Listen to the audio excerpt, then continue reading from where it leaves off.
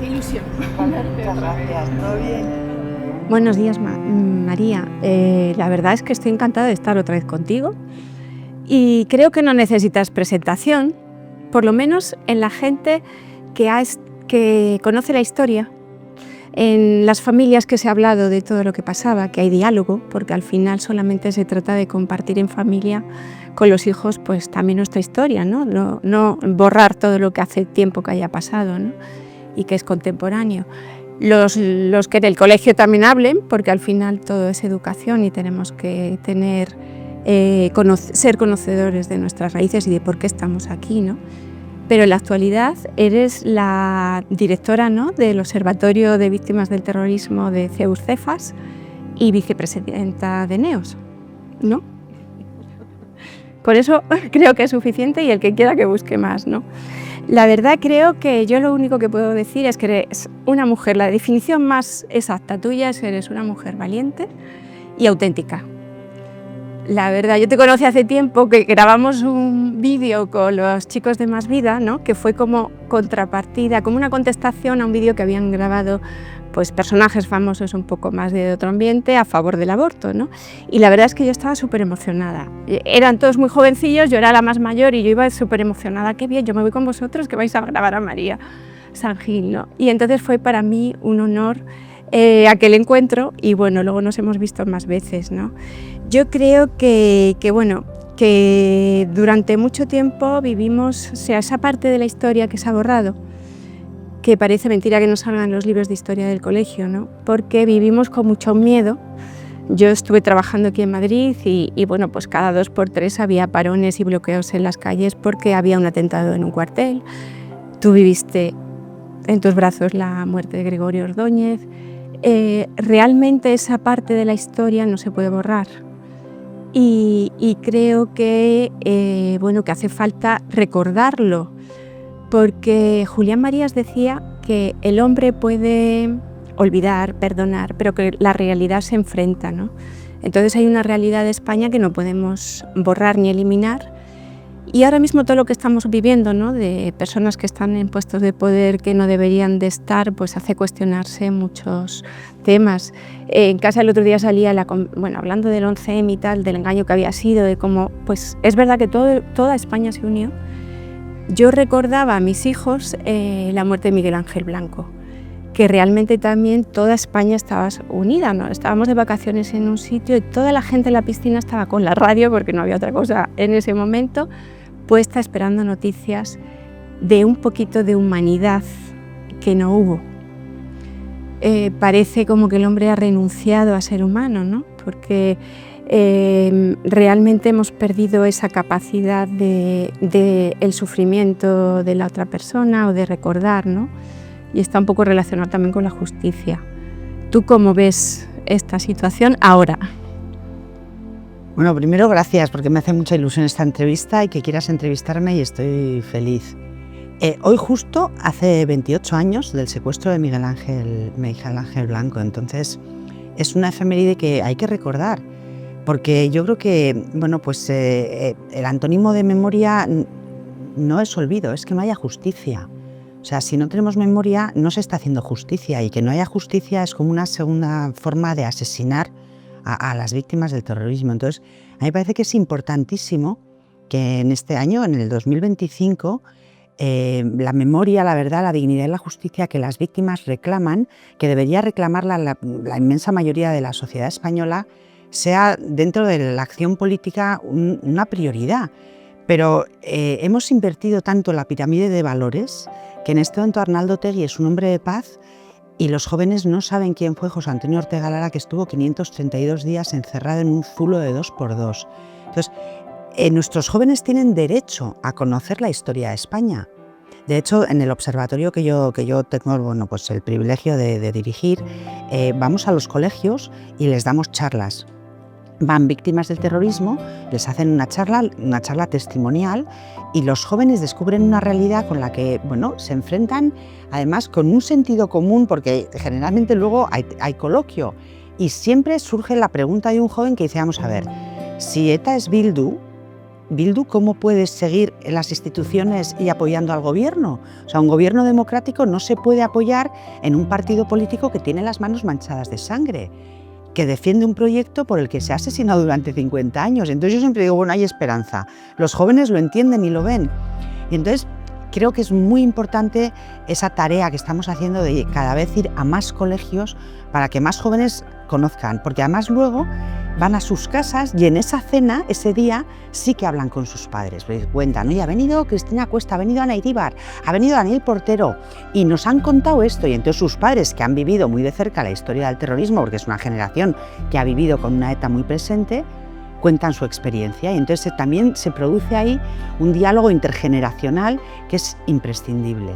Y luego hay otra cosa, las víctimas no nos generan empatía. Todo tipo de colectivo de esta sociedad, sea lo que sea, nos genera una empatía máxima, tenemos que entender, tenemos que proteger, tenemos que ayudarles, porque se sienten así, tenemos que ser comprensivos, que me parece muy bien. Pero las víctimas del terrorismo no producen eso, es decir, en una sociedad que es absolutamente epidérmica, porque todo es me siento, no me, donde tenemos que empatizar, donde los perros son más importantes que los niños, bueno, pues las víctimas del terrorismo están aparcadas en un rincón. Entonces yo digo, somos muy selectivos con nuestras empatías, ¿no? Es curioso porque casi más bien la empatía es o sea, el valor se le da a las emociones, como no se le da a la realidad, y sin embargo el sufrimiento real, que es un sufrimiento, claro, de la muerte de una persona injusta totalmente, que es una realidad, eso no se valora porque un desprecio a la realidad, ¿no? Pero es un poco un contrasentido. Sí, total. O sea, pedir, porque también somos, con el dolor ajeno somos muy generosos, que las víctimas perdonen. A ningún colectivo se le pide que perdone. Tú no pides que las mujeres que han sido violadas perdonen, ni que a los atentados yihadistas, las víctimas de los atentados yihadistas perdonen, pero de las víctimas del terrorismo, la sociedad en su conjunto se permite pedir que las víctimas perdonen. Contaba Ana Iríbar, porque este año ha sido el 30 aniversario del asesinato de Gregorio Ordóñez, y hemos hecho un documental que está en YouTube y lo puede ver todo el mundo, que es muy interesante y se titula Esto es una historia real. Lo ha hecho Iñaki Arteta y merece la pena verlo. Y Ana Iríbar, bueno, lo hemos presentado en muchos sitios, contaba que el mismo día que asesinan a Gregorio Ordóñez, en un momento determinado, ella estaba en casa y estaba con su familia, pero su familia se despista y suena el teléfono y Ana lo coge pues sin darse cuenta. De repente coge el teléfono, le tenían súper protegida, pero bueno, coge el teléfono. Y es un periodista que, bueno, hola Ana, no sé qué, yo te quiero preguntar si perdonas y olvidas. Y Ana le dijo, pero que lo han matado esta mañana. O sea, que todavía no me ha dado tiempo a interiorizar que han matado a mi marido a las 3 de la tarde, son las 10 de la noche y ya me estás pidiendo que si perdono y olvido. Dice, bueno, claro, me quedé, dijo, aquello me dio como una especie como de zarpazo emocional que dije, pero ¿no estamos bien? Bueno, pues esta es la realidad. Totalmente. Fíjate que cuando lo de Miguel Ángel Blanco, muy poquita gente sabe que Julio Iglesias, o sea, el nivel de alcance de conciencia que había del problema en ese momento, el hijo que se llama Miguel fue en homenaje a Miguel Ángel Blanco, precisamente. O sea, que es como un síntoma de que es verdad que había una conciencia y lo pronto que se olvida, ¿no? Claro, en el año 97 ya para entonces se te había matado, llevaba matando desde el año 68 y siempre me gusta recordar que el primer asesinado fue un guardia civil que se llamaba José Antonio Pardines, porque me parece, bueno, pues que hay nombres que hay que acordarse, porque fue el primer asesinado el año 68. Claro, para el 1997 ETA había matado muchísimo y estábamos en democracia, o sea que esto de que ETA nació frente a la dictadura, mentira, porque solo, y este solo lo pongo muy entre comillas, el 5% de los atentados se cometieron en época de Franco. Claro, el secuestro de Miguel Ángel el día 10 y su asesinato el día 12, él muere el día 13. Esos 48 horas fueron una conmoción donde mucha gente se dio cuenta de la maldad y de la perversidad de la banda terrorista.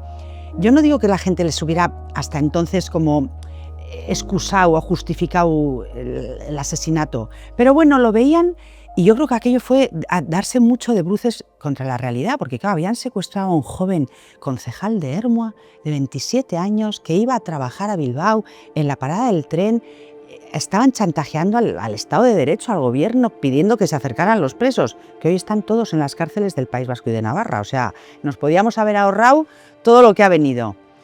48 horas, que era una muerte anunciada, porque todos sabíamos. El Papa habló, se paró San Fermín. San Fermín se paró. Bueno, todas las telediarios, todos los gobiernos europeos. Fue impresionante la respuesta. Sin embargo, el lunes pasado se empezaba San Fermín con el Gora. Claro, entonces, ¿cómo ha cambiado la sociedad en este tiempo, en 28 años? O sea, nuestra pirámide de valores, donde lo bueno, lo malo, la ética, la bondad, la gente, ¿sabes? La hemos invertido de tal manera que Arnaldo Otegi es un hombre de paz y nadie se acuerda de Miguel Ángel Blanco. Y dices, a ver, que esto no es de derechas o de izquierdas, que esto no tiene ideología, que defender la vida no es ideológico, es ético y moral. Para algunos, además, es cuestión de fe, pero quiero decir, ¿no? Es humano, entonces no tenemos que ponerle un marchamo, no, es que esto los de derecha, no, que defender la vida es prepolítico, o sea, está más allá. Pues hoy nos hemos olvidado de todo eso y... Sí, además es un tema de justicia, porque no vivimos aislados, no es solo mi opinión, sino que vivimos en una sociedad que hay que proteger. Es que me hacía, preparando un poco, pues precisamente me fui a la Constitución. Dije, vamos a analizar lo que dice en el preámbulo, ¿no?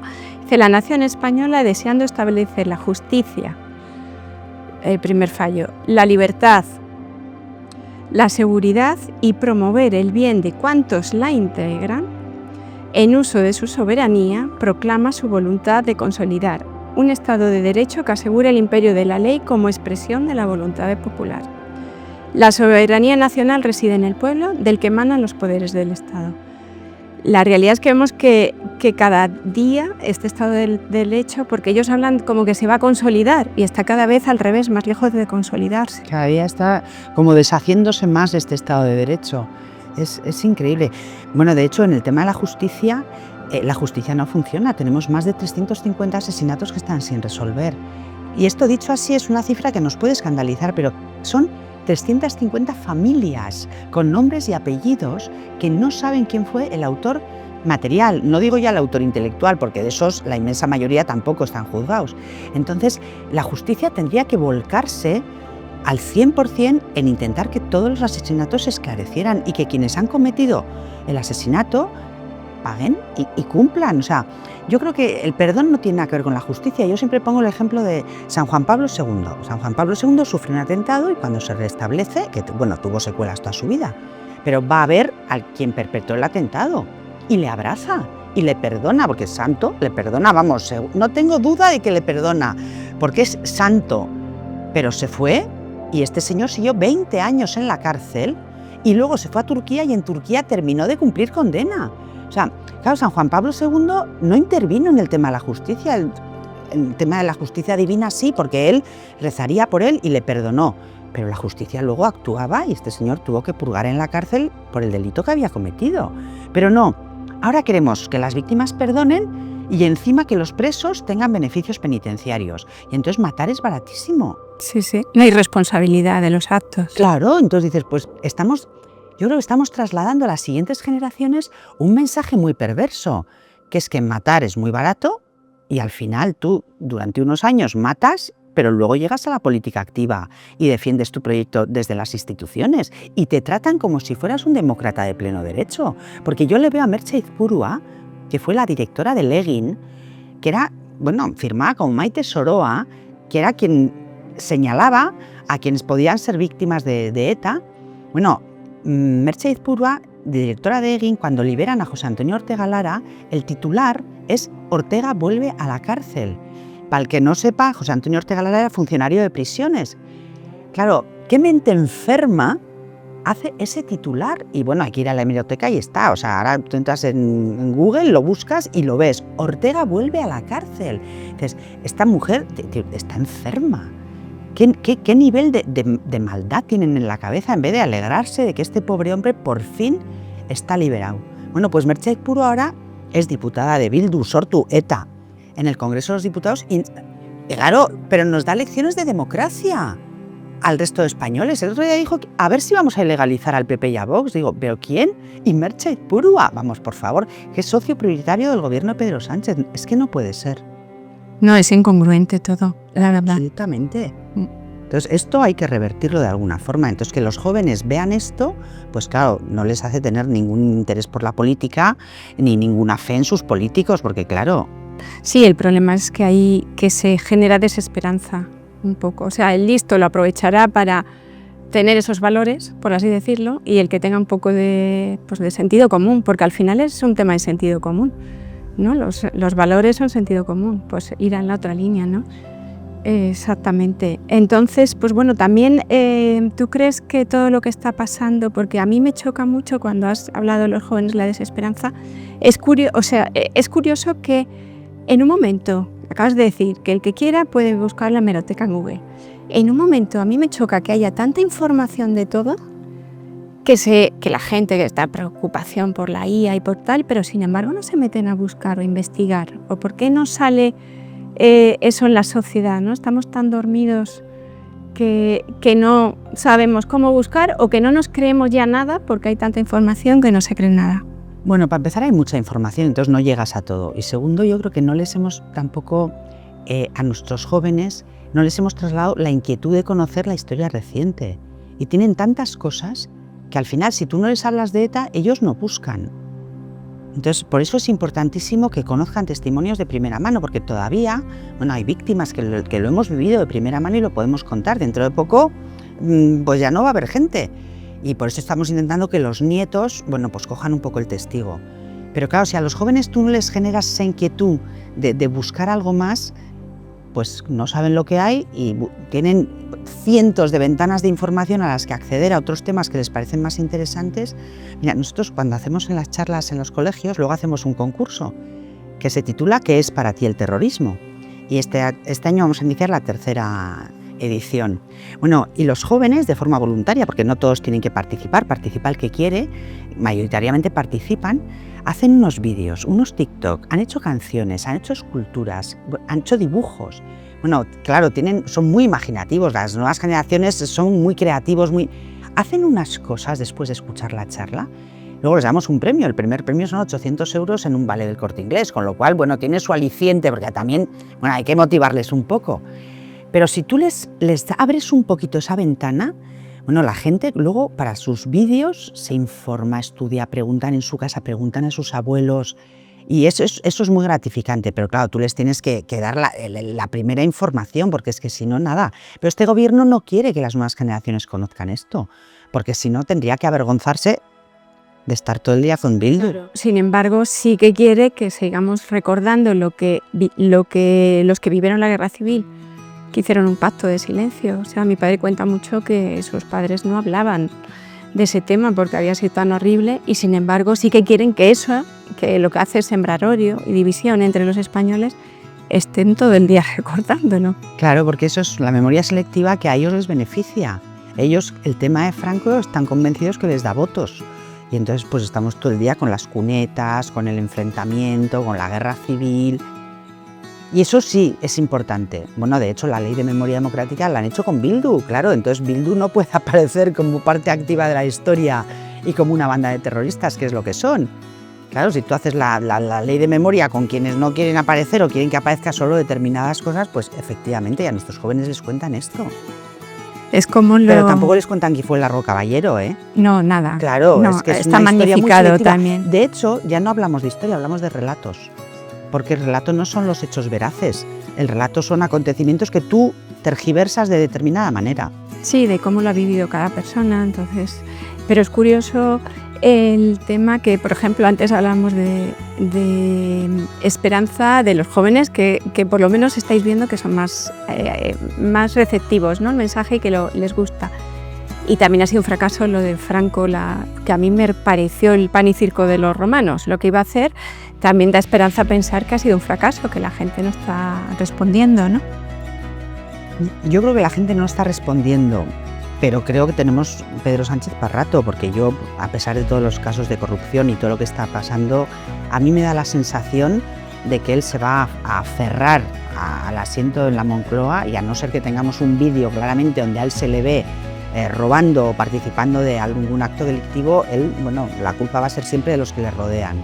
Y luego, por otro lado, yo veo que la sociedad también está un poco dormida y me da la sensación de que, claro, tenemos que despertar, porque somos nosotros los que tenemos que mover un poco ese árbol para que se agiten las cosas, porque si no Pedro Sánchez seguirá donde está y los partidos que nos representan, el PP y Vox, bueno, pues cada uno va a lo suyo, están más preocupados de pegarse pellizcos de monja el uno al otro que de construir una alternativa de verdad, que es lo que hace falta, porque claro, si no hay una verdadera alternativa que ilusione a 12 millones de españoles, pues al final la suma del PSOE con Bildu, con el PNV, con Junts, con Esquerra, con Coalición Canaria, con todo el desecho de tienta, pues van a tener mayoría. Es que al final es incongruente también el tema de la soberanía nacional. O sea, si en teoría está en el pueblo y resulta que luego llegan a pactos, ¿no? Llegan al poder por pactos de gente que son totalmente contrarias, ¿no? ¿Las listas abiertas tú crees que ayudarían algo? Yo creo que ayudaría si gobernaran por el bien común y no por el bien particular y por sus siglas políticas. Yo muchas veces la gente dice, no, es que la ley electoral está mal hecha, es que tendríamos que votar en listas abiertas. Yo creo que esos son instrumentos, que estaría bien, que a lo mejor hay que cambiarlos, porque los han cambiado, el PP tuvo mayoría absoluta, no lo cambió, el PSOE por supuesto tampoco, y creo que desde luego los partidos nacionalistas están sobredimensionados, o sea, no es lógico la representación que tienen los partidos nacionalistas. Pero a mí me preocupan más las personas que llevan a cabo estas leyes, es decir, yo creo que nos tienen que preocupar más los gobernantes, porque al final son las personas quienes hacen las cosas. Entonces sí, podríamos cambiar las leyes, pero si seguimos teniendo gobernantes de la ralea de los que tenemos hasta ahora, pues me va a dar igual. Sí, es que al final volvemos al tema de los valores. Eso es. Hans Jonas habla en el principio de responsabilidad, precisamente habla de este nuevo problema moral que se ha creado a raíz de la ausencia de antes. A lo largo de toda la historia, la persona que tenía la autoridad es la persona que tenía el conocimiento. Y como ahora no se exige saber para la actuación, y sin embargo la responsabilidad de los políticos es muy grande, porque tienen en sus manos la vida de todas las personas de ese país. ¿Cómo se puede pedir cuentas? O sea, yo creo que cambiaría si hubiera alguna, otra herramienta, ¿no? O es que no se hace caso a las herramientas que hay. Pero desde el momento que el presidente de gobierno miente y no pasa nada, roban y no pasa nada, porque no pasa nada. O sea, es muy alucinante. Si hacemos un poco, echamos la vista atrás y vamos viendo cómo es el acontecer de este gobierno de Pedro Sánchez, cada día es peor que el anterior. Y el suceso de hoy tapa el suceso de ayer, entonces nuestra capacidad de asombrarnos va menguando, porque al final no puede estar todo el día. Y los políticos no están para servir. Yo fui política 20 años y a mí el ser política me gratificó muchísimo y creo que es una profesión de verdad encomiable y que hay que prestigiar. Y yo lo hice lo mejor posible, pero aquello era una responsabilidad. Yo vivía como con una mochila llena de piedras todo el día.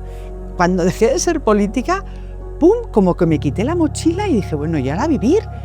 Porque la responsabilidad de hacer bien las cosas, de saber de todo, de ser honesta contigo mismo y con la gente que te ha votado, pues que tienes una responsabilidad pública. Entonces, a mí eso me pesa muchísimo. Yo veo que los políticos de ahora, en general, están en la política para medrar, porque nunca hubieran conseguido un puesto de trabajo que les hiciera famosos, entre comillas, que también vaya gana de perder el anonimato, que me parece terrible, pero bueno, que les pone un coche oficial, despacho con moqueta, secretaria, asesor. Es decir, te rodeas de un entorno que, claro, que muchos de ellos que no tienen ni carrera, no hubieran tenido jamás. Entonces, se creen que la política es para ellos un ámbito de donde aprovecharse de todo y no hay responsabilidad. Entonces, no tienen ese sentimiento como de rendir cuentas. Entonces, mienten, roban, trabajan poco, trabajan mal, están llevando a este país a la quiebra moral, económica, cultural. Bueno, ¿y dónde está la consecuencia? O sea, Pablo Iglesias ha sido vicepresidente del gobierno de este país y no le ha pasado factura. Bueno, le ha pasado factura porque ya no están las elecciones, gracias a Dios, las perdió y se retiró de la política. Pero ¿Cuentas? Tiene que haberme dado cuentas. Claro, hombre, un mínimo, ¿no? O sea, usted ha entrado, ¿qué ha hecho? Si tú estás en una empresa privada, tienes que todos los años una cuenta de resultados o cumplir una serie de objetivos que si no cumples, te echan. Yo llegas a trabajar a las 11 de la mañana, alguien te dirá, oiga, perdone, que aquí se entra a las 8. No. Yo me acuerdo que Gregorio, y os lo cuento siempre porque me parece que es muy significativo. Gregorio era presidente del PP de Guipúzcoa, portavoz del PP del País Vasco y primer teniente alcalde y concejal de urbanismo. Llegaba al ayuntamiento a las 7 de la mañana. Claro, los ordenanzas, los bedeles del ayuntamiento, que se llamaban Pilar y Xavier, que no eran del PP, pero veían que su primer teniente alcalde llegaba antes que ellos y el que encendía las luces del ayuntamiento era Gregorio. Claro, le votaban, pero ¿cómo no le van a votar? Porque además luego las políticas de Gregorio eran unas políticas de sentido común, de trabajo, o sea, bueno, por eso consiguió ser el partido más votado en un San Sebastián en el año 94, que aquello era impensable, el PP. ¿Pero por qué? Porque era un político que asumía que su tarea era estar al servicio de los ciudadanos. Claro, es el verdadero liderazgo, ¿no? Que sigues a la persona por la coherencia de vida, que es lo que por el falta. Testimonio que da. Dices, oye, pues claro. Yo detrás de este señor voy porque está a las 7 de la mañana trabajando, que no lo hará todo bien, pero veo que verdaderamente se ha tomado su puesto con una responsabilidad que a mí, bueno, pues me da una confianza enorme. Sí, sí, la libertad. Era otro de los objetivos, en teoría, que íbamos a conseguir con la Constitución, y es verdad que es a todo lo que aspira el ser humano, ¿no? Pero somos, como decía Hannah Arendt, libres de ser libres, para ser libres, porque actualmente parece que está coartada en todos los ámbitos de la vida realmente. Sobre todo en los nuestros, porque no somos políticamente correctos. Entonces, quienes en este momento somos heterosexuales, defensores de la vida, defensores de la familia tradicional, somos absolutamente incorrectos y hay una clara voluntad de cancelarnos. No nos dejan o no quieren dejarnos que nos expresemos y que vivamos como queremos vivir. La fe hay que vivirla de puertas para adentro. La familia, todo es familia, con lo cual nada es familia. El matrimonio, todo es matrimonio, con lo cual nada es matrimonio. Los hijos, una carga, una responsabilidad, pues no hay que tener hijos. Entonces hay que cuidar mucho el medio ambiente, pero no hay que cuidar a nuestros mayores. Es decir, es una sociedad absolutamente esquizofrénica. Entonces, el gobierno se quiere meter tanto en nuestras vidas que nos quieren decir cómo tenemos que vivir, qué tenemos que comer, qué tenemos que pensar, y como la sociedad está un poco anestesiada y somos un poco borregos, pues hay una parte de la sociedad que se deja, porque luego hay unas subvenciones y los jóvenes les pagan, pudiendo trabajar desde los 18 años, ellos pueden pedir unas subvenciones para el tema cultural, pero ¿qué tema cultural? Que trabajen, ¿no? Que paguemos las pensiones de la gente mayor que ha trabajado toda su vida y hay pensiones miserables. Es que hacemos todo al revés.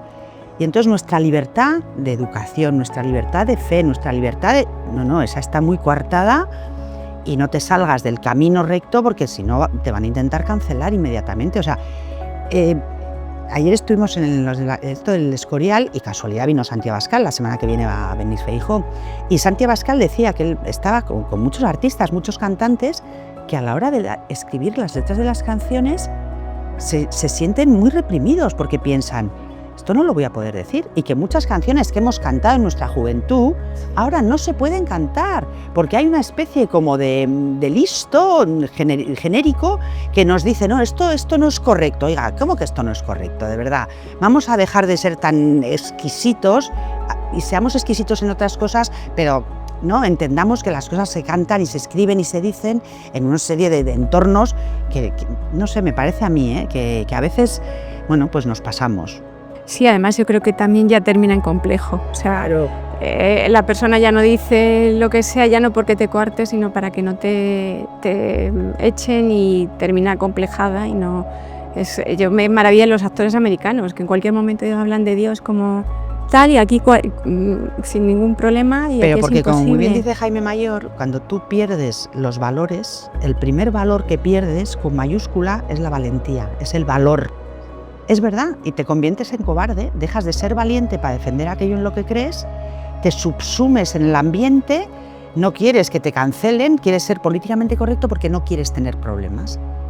Y entonces tú formas parte del problema también, porque claro, o sea, aquí hay mucho responsable que tendría que haber alzado la voz y que no la alza. Bueno, mientras a mí no me toque, pues si te va a tocar, si es que te va a tocar. Porque esto es como el famoso poema, vinieron a por los negros, yo no soy negro, yo no soy... Solo quedaba yo al final, pues claro, vinieron a por ti. Sí, yo siempre, muchas veces lo que me viene en mente es, si nos lo creemos de verdad, tenemos que decirlo. Claro. Y si no, es que no nos lo creemos. Porque si no eres capaz de exteriorizar tus creencias, ¿no? De decirlas en alto, es que no te lo terminas de creer. Y yo además creo que decirlas en alto es muy gratificante. O sea, Yo siempre pongo un ejemplo tontísimo. La gente que es aficionada a un equipo de fútbol, bueno, no hay quien les calle. Y nosotros, por ejemplo, los católicos, ¿no? ¿Por qué nos coartamos a la hora de hablar de nuestra fe o de, como decíamos antes, ¿no? La belleza de la naturaleza que está hecha por Dios? Entonces, que todas las mañanas, gracias Dios mío por este nuevo día. Bueno, pues hay que hacerlo en el ámbito privado. Pues no, señor. Yo soy de las que creo que al revés, que tenemos, si algo nos lo creemos, si estamos enamorados de Dios, si sabemos que ser católicos es un don, ¿por qué no lo decimos? Los del Real Madrid están todo el día hablando del Madrid, que no tengo nada en contra, ni mucho menos. Pero, no sé, y entonces yo pienso, pero si lo maravilloso es defender aquello en lo que crees. Yo quizás soy muy vehemente, pero yo salgo a cenar con mis amigos, casi todos pensamos lo mismo. Pero vamos, si a alguno se le ocurre decir, no sé, que está a favor del aborto, bueno, pues tenemos la cena. Pero es que yo no me podría callar, porque me sentiría como deshonesta conmigo misma. Si yo oigo que alguien está defendiendo el aborto y yo callada, venga, otra de chuleta. Pues no.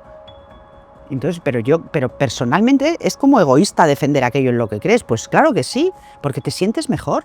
Sí, además cuando lo defiendes, o sea, hay argumentos, la realidad da los argumentos. Si los que tenemos argumentos nos los callamos, entonces ¿quién va a conocer más o quién va a saber más o quién va a crecer, ¿no? Porque al final se trata de crecer como persona, el saber más nos lleva a crecer. Es curioso que, otro tema, pero podríamos estar hablando horas, el tema de la seguridad, que también la Constitución habla de la seguridad con la inmigración, los casos que estamos viendo. O sea, volvemos a lo mismo, que la realidad da de tortas. Cuando te encuentras a la realidad tienes que abrir los ojos, ¿no? Porque ahora cada día hay más casos de... Leí el otro día que el 55 o el 60% de los presos son inmigrantes. Claro, pero con eso también hemos pecado de buenistas, porque ¿quién le pone el cascabel al gato? ¿Y quién dice que no entren? Pobres, que se van a morir en el mar. Claro, pues antes de que se te mueran en el mar, que vengan. Pero yo también creo, es como si tú le recibes en tu casa, porque España es nuestra casa. Yo te recibo en mi casa, pero tú en mi casa aceptas mis reglas, porque es mi casa. O sea, lo que tú no puedes venir es a convertir mi casa en tu casa, porque eso no puede ser. Entonces, aquí con la inmigración tenemos un problema con la inmigración que no se integra, porque no quieren integrarse y entonces termina habiendo guetos, como estábamos viendo en Europa, que hay barrios absolutamente en los que ya no puedes entrar. Con los hispanoamericanos tenemos la cultura, la lengua y la fe en común. Claro, eso es maravilloso. Entonces ellos vienen aquí porque quieren mejorar su calidad de vida, quieren trabajar, quieren contribuir.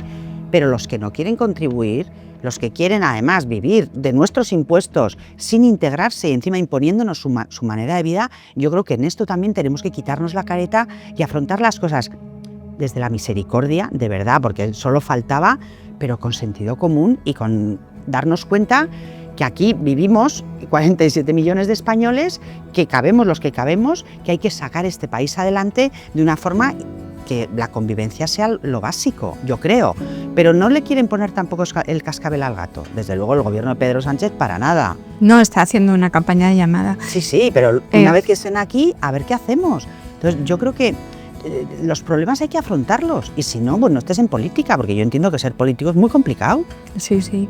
Justo ayer veía un vídeo de un chico, es que no me acuerdo quién le entrevistaba en la calle, de los menas que estaban en un centro y salía que estaba diciéndole al periodista que le daban una paga de 300 euros y le pregunta él, ¿y un móvil? Y dice, no, el móvil lo robo en la tienda de arriba. Encima terminó pegando al periodista.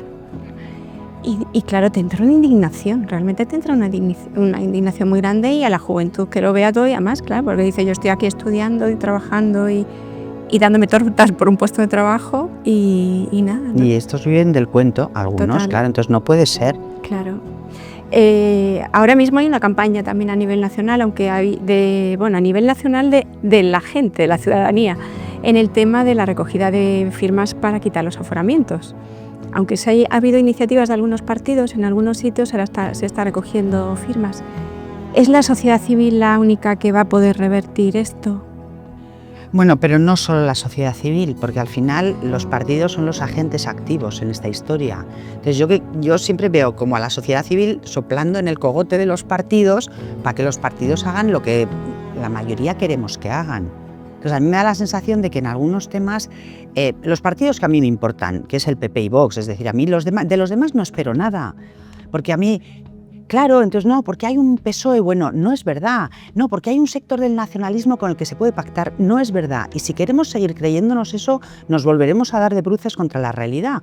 Pero entonces, ¿yo qué creo? Que hay que esperar mucho del PP y de Vox, de ambos partidos. Yo creo que son ellos los que tienen que asumir el liderazgo de la alternativa real, no de la alternancia. No es quítate tú para que me ponga yo.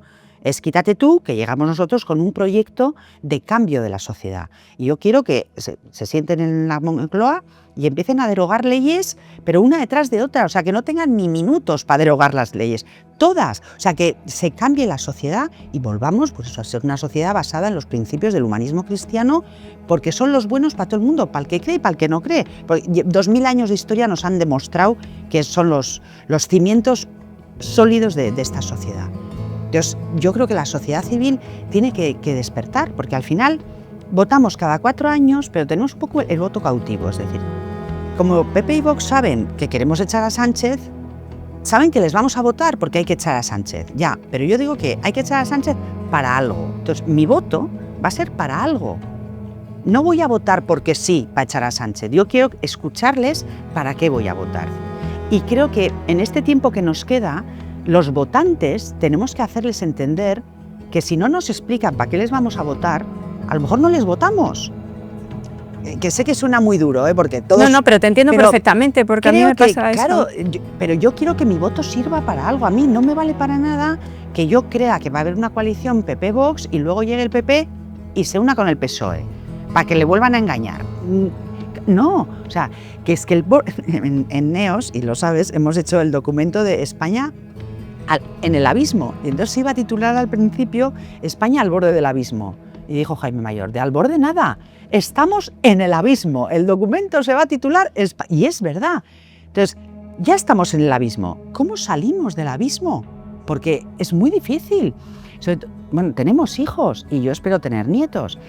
Y yo me siento muy orgullosa de nuestras generaciones precederas, o sea, porque ellos han trabajado, se han esforzado, han vivido mucho peor que nosotros en lo material, porque era gente que tenía mucho menos, venían de una guerra civil, de guerras mundiales, bueno, era gente mucho más austera, viajaban poquísimo, bueno, a lo mejor ir de Madrid a San Sebastián era un logro. Ahora nos parece que el que no ha ido a Calcuta, no ha ido a la India, no ha estado en Nueva York 7 veces, no ha hecho nada. Se compraban un coche y fíjate tú, y ahora, bueno, entonces tenemos demasiadas cosas materiales, pero nos faltan los valores. Entonces yo creo que eso que han hecho nuestras generaciones anteriores se lo tenemos que transmitir a las generaciones venideras. Y yo creo que mis hijos y mis nietos en su momento también se sientan como orgullosos de lo que hemos hecho y que no piensen, pues muy bien, la democracia terminó en la época de mis padres, porque les llevemos a un régimen venezolano, ¿no? Entonces tendremos que trabajar porque la democracia hay que cuidarla, hay que regarla, hay que mantenerla. Esto no llega, no está en el ADN, ¿eh? No viene en el ADN. La democracia hay que trabajársela todos los días. Se confunde muchas veces cuando se habla de NEOS, hay una tendencia a pensar que es un partido político que tiene, porque claro, es verdad que hay algunos políticos en la dirección y en la fundación más bien, ¿no? Pero me gustaría mucho que aclararas esto, que a mí me toca aclararlo muchas veces, y que contaras cómo surge NEOS y cuáles son sus valores. Bueno, pues empezamos por el principio. Nosotros empezábamos a hacer conferencias con la CDP, con una fundación que se llama la Fundación Villa Cisneros y con la Fundación de Jaime Mayor. Durante muchos años hacíamos conferencias de batalla cultural, es decir, de temas que nos importaban. Ya empezamos a hablar del Frente Popular. Bueno, claro, el ideólogo era Jaime Mayor, pues claramente él siempre ve más lejos de lo que vemos los demás. Y en un momento determinado vimos la necesidad de hacer algo más, es decir, de hacer una fundación en la que la sociedad civil tuviera un instrumento para poder movilizarse. En un momento en el que claramente estamos en un caos total y nos falta la brújula, hemos perdido el norte, y por eso es NEOS, que es un acrónimo norte, este, oeste y sur. Y NEOS nace en el año 2021, ya no sé ni en qué año vivo, en el 2021, y luego hacemos NEOS también en distintas provincias, estamos yo creo que ya en 16 provincias españolas. Y es un instrumento para dar la batalla cultural. Se basa en una serie de pilares muy esenciales, que es la vida, la verdad, la libertad, la familia, la monarquía, porque entendemos que es un valor que también está siendo atacado, y nuestras raíces de Occidente. no nos dedicamos a la sanidad, no hablamos de infraestructuras, no hablamos de economía, porque nos parece que esos los temas que nosotros tratamos son los esenciales y son los que están siendo directamente atacados. Entonces me hace mucha gracia porque, claro, estamos Jaime Mayor y yo, perdón, y mucha gente piensa que somos del PP. Y entonces los de Vox nos miran como si fuéramos una fundación del PP, y los del PP, que saben que ya no somos afiliados del PP, ni Jaime ni yo, piensan que somos una fundación de Vox. Pero siempre decimos que eso es un acierto, porque siempre y cuando no nos identifiquen con ninguno de los dos, es que lo estamos haciendo bien, porque nos gustan cosas del PP, nos gustan cosas de Vox, y sobre todo queremos contribuir a generar el sustrato ideológico donde el PP y Vox puedan nutrirse y puedan encontrar un espacio común de encuentro y de acuerdo. Perdón. Y hemos sido políticos y tenemos clarísimo que no vamos a volver a la política y que esto no se va a convertir en un partido político. Lo que menos necesita España en este momento es que haya otro partido político más. Lo que necesitamos es que los que están se unan en aquello que tienen en común, no otro partido que venga a dividir todavía más a la sociedad. Claro, es que siempre se ha dicho que hay que buscar lo que nos une, ¿no? Lo que nos desune. Y estamos cayendo en eso, precisamente. Claro, entonces nosotros buscamos lo que nos une. Y Neos, bueno, pues puede ser esa base ideológica, cultural, en la que el PP y Vox encuentren puntos de encuentro para poder construir esa alternativa. De hecho, el documento de España en el abismo se lo hemos dado tanto al PP como a Vox, para que ellos vean cuál es la voluntad que tenemos nosotros desde la sociedad civil de ayudarles a que se encuentren, porque al final ellos son los que nos tienen que liderar, porque nosotros solos no, la sociedad civil no puede. Entonces, pero tenemos que decirles qué queremos. Sí, además yo creo que tanto, bueno, pues de un lado que de otro, o sea, yo creo que la ciudadanía, que está un poco en la línea de los valores, de recobrar los valores de verdad, no los que se mueven, que es una palabra también muy manoseada hoy día, encontramos en Neos precisamente esa esperanza. Sí, y además en Neos, más que de valores, hablamos de fundamentos, porque entendemos que fundamento es una palabra que no ha perdido tanto su sentido. Se entiende muy bien los fundamentos, y entonces hablamos mucho de fundamentos que creemos que son los que nos van a ayudar a revertir esta situación. Y además es una palabra vuestra, porque valores lo usa todo el mundo. Entonces, por un lado y por el otro siempre se habla de valores y, claro, se pierde el sentido real. Y esa no es vuestra, no os la pueden quitar. Bueno, que nos la quiten, pero que la usen bien. Sí, exacto. Que si no la le usan quiten bien, el significado. que no se manipule Eso como es, todo. Eso es. Pues yo darte muchísimas gracias por Neos, por toda ese sitio en el cual nos encontramos todos los ciudadanos, que buscamos el bien real, que buscamos la verdad, y por tus palabras y compartir hoy tantas cosas con nosotros. Nada, Pilar, ha sido súper agradable. Muchísimas gracias, de verdad. A ti. Gracias.